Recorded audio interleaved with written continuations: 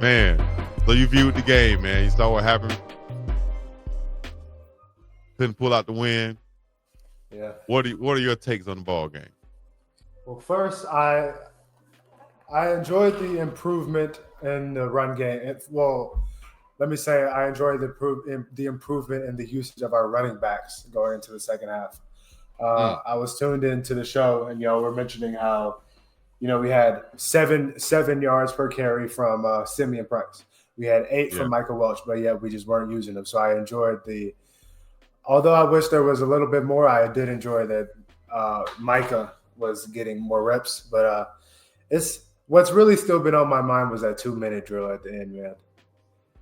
I would just like to see, I don't know, better usage from the timeouts, better usage with the scramble. I don't know, something, man. It's just because we leave the game with 2 timeouts, right? They exhaust those timeouts somehow, some way for whatever reason. But exactly, at the end of the game, also we threw that screen pass that took a lot of time off the clock. And then we took a lot of time to call the next play. We didn't call a timeout right there, which could have saved us about 20 seconds because the next play, Case Salter was scrambled and it went from 38 down to 18 seconds. What we doing? Yeah. And then 10 seconds on the Hail Mary deep throw.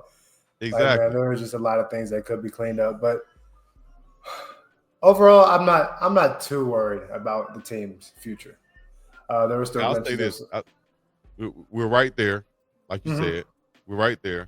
So you can't be too upset, but you're going to be upset at the fact that you feel like you gave it up. We did it to ourselves for the most part. Yeah. And then just defensive line play, man.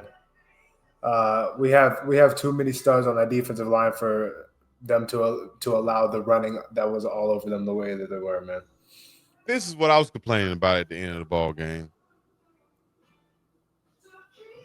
And please, I hope everybody listening don't take it out of context of what I'm saying. But it's about personnel.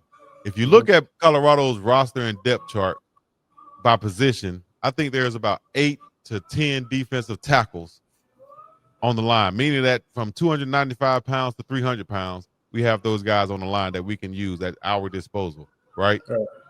Mainly in run downs and goal line situations. What I was mad about last year and what I saw this game was we used some edge rushers, which are usually pass rushers, like an Okunlola, who can play a little bit of both, but a guy like Keaton Wade, who's a pass rush specialist, I feel like they had him in a lot of run down situations where they knew that the Georgia Tech was going to run the football and pound it right at them, and they would go right at 27, who I feel like they identified as an edge rusher and not a run stopper. So we're going to go right at him, and that could have been any edge rusher, I feel like. So I'm not picking on Keaton Wade because you're in a position doing something that you're not, out here to do and stopping the run. You're supposed to be pass rushing. So I feel like when are we going to use our personnel in those situations? Just like you have specialists in the NFL, I thought that that's what this team and really, honestly, the coaching staff would be using more of, and that's situational football with the personnel that you have. And that means that in run down situations, I'm going to have a big Otis and Barnes in, but I'm going to couple them not with 2 edge rushers. I'm going to put Amari McNeil on the edge now. I'm going to put Tawfiq Thomas on the other edge now. Now I got 4 D tackles across the front who are used to playing the damn run. Right. It's simple. I thought. Yeah. No, those are perfect points. I don't know. It's just it leaves a sour taste in your mouth, but also, like, we'll be fine. We'll be good. I have faith in Salter. I'd like to see him clean up his throw on the run. There were a few solid plays that could have developed if he could have put the points on target. But I mean, he showed a phenomenal pocket presence for the most part. I'm already seeing people say, "Put Juju in. It's Juju's time." Like, guys, come on, man. Salter is going to be our quarterback for the foreseeable future. But yeah, like I was saying, man, it just leaves a sour taste in your mouth. There are a lot of personnel issues that should have been resolved, but it is what it is. Game happened. We just move on. And And people out there that would look at this and my comments and say, like I see in the chat right now, as far as like basically everybody's a coach now, or everybody got the answers now. Well, I'll tell you this: go back and look at my videos. I've been saying the same thing, homie. Been saying the same thing. So I'm not saying anything new. I know it's a new team. I know we have to gel together, and I think we played well for the most part Oh to yeah. get to that situation. But I think we did leave a lot of meat on the bone, a lot of opportunities out there. Salter's going to say he missed some passes that he felt like he could have hit. He missed some running lanes that he felt like he could have hit. But every position should look at the film and say the same thing like that. I could Yeah. have done better here. I should have been in this position, and they'll learn from it and hopefully go from that. Good thing is you got Delaware. What is Delaware or Delaware State? Delaware coming up, Yeah, and Delaware. then Wyoming. So these should be some bounce back games that you can, get right on and rectify those things to go into conference play. Yeah. Oh man. I wish I Somebody, was let me there. see, Notorious said, Chico really had some growth because back in 2024, he used to be pissed off after a loss. I'm definitely, I'm pissed off, but yeah, I probably wouldn't be doing a post game right now. I'd just be like, man, F all of this and just throw it down and dip out. But I'm trying to be a different person and grow, right? And plus, we're supposed to have Unc coming on with Coach Prime's press conference. Let's see. We still gonna have that. Thank you, Tiffany, also for the cash app right there. Thanks, Tiffany. And Freeman Harris. I didn't see those two. Linda, Tiffany, and Freeman Harris. I appreciate y'all hitting that cash app. That was right up there. The link was up there. Or at least the cash app name, Speed Hustle TV. Appreciate you. Yeah, man. So Yeah, I'm reading the chat. MSJTV, huge shout out to Quincy Wiggins, man. He's a guy that Coach Hilo has a lot of respect for, a lot of praise for, and he proved it why on the field today. That big pressure that caused that interception, man, mhm. that had me hype up here in his living room.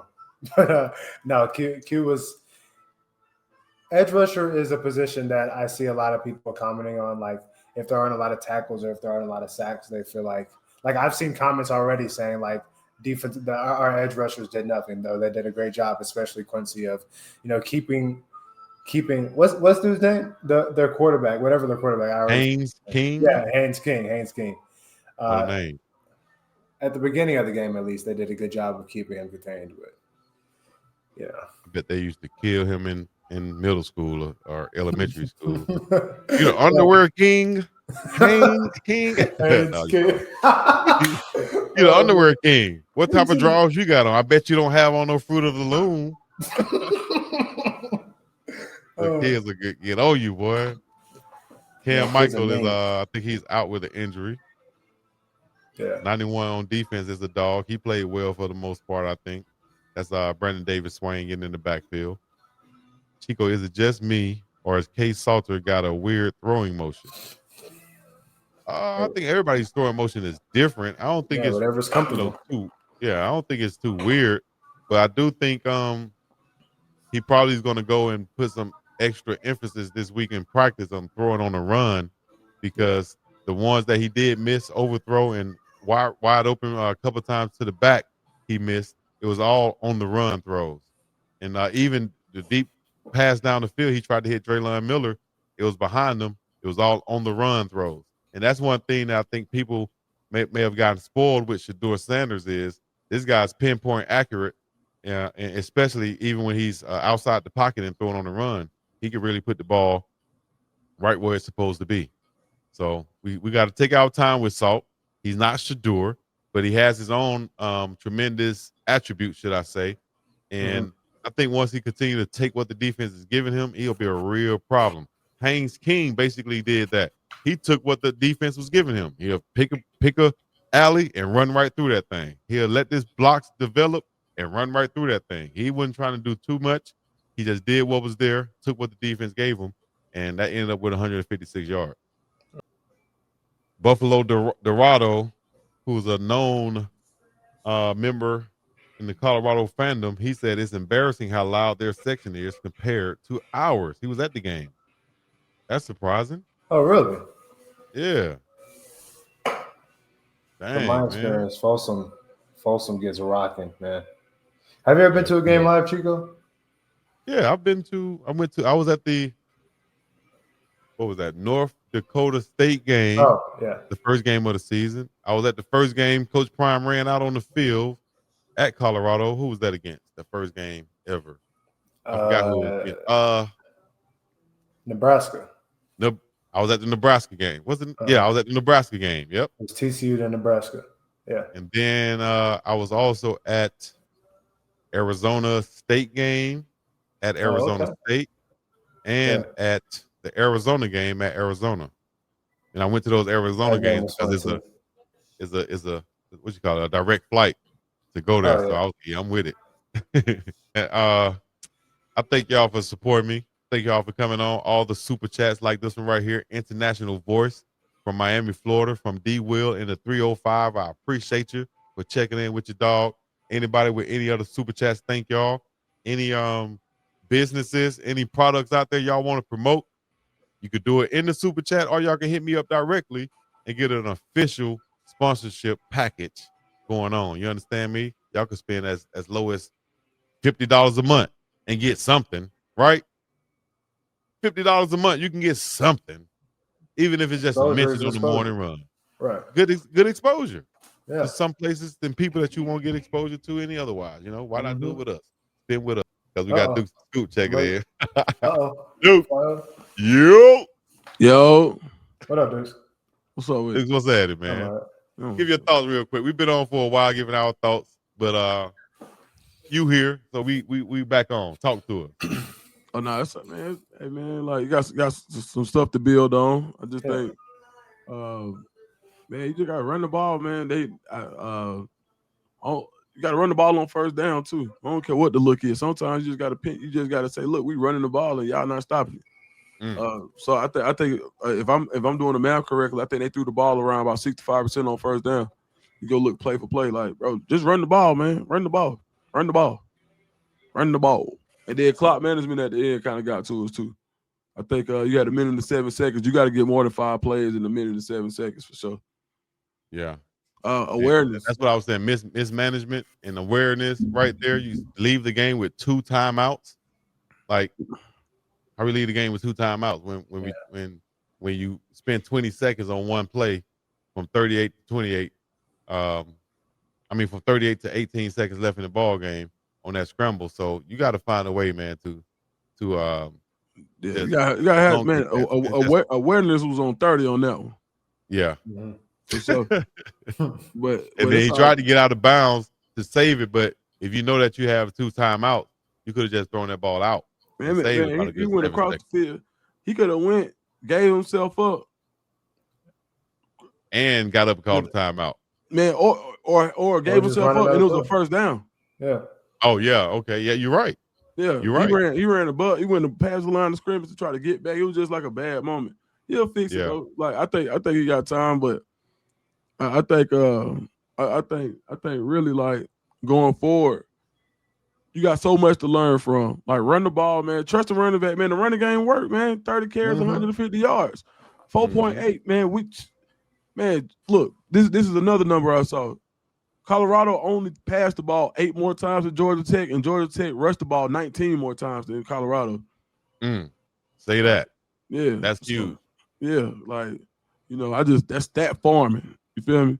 Yeah. So, like, and once again, if you break down those stats once again, Haynes King, 13 of 20 passing, 143 yards, 1 interception. Haynes King, 19 carries, 156 yards rushing, 8.2 yard average, 3 touchdowns for him. Haynes King, the underwear king, should I call him? No Fruit of the Loom on him. Jamal Haynes, 16 of 65. Malachi Hosley, 7 for 47. These numbers are crazy. 6.7 average, 4.1 average, 8.1 average, 17 yard average for Eric Rivers, who had 2 for 34. These numbers are crazy, man. at the end of the day, but you still was in the ball game, and they had 3 turnovers. No, man, like But- this would have been last year. Colorado would have lost big time.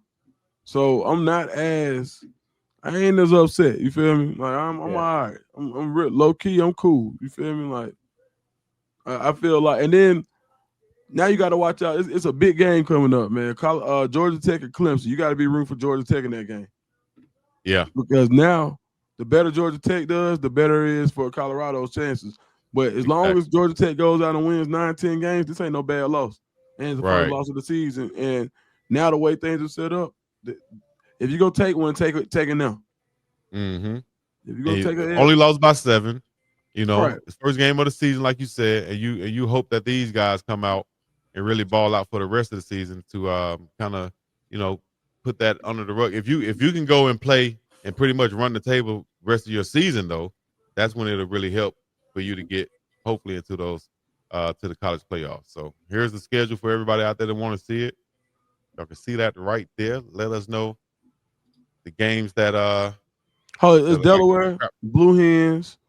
They only beat Delaware State by 2 touchdowns. You got Houston. Who was that right there? Wyoming. Wyoming. I'm looking at the logos like the right. Okay. Yeah. Okay. So you need to be 3-1 going into September 27th. You need to be 3-1. 3-1 going to BYU. Mm-hmm. Going into the BYU game. Yep. That's gonna be at home. Right. Yeah, and that's very doable.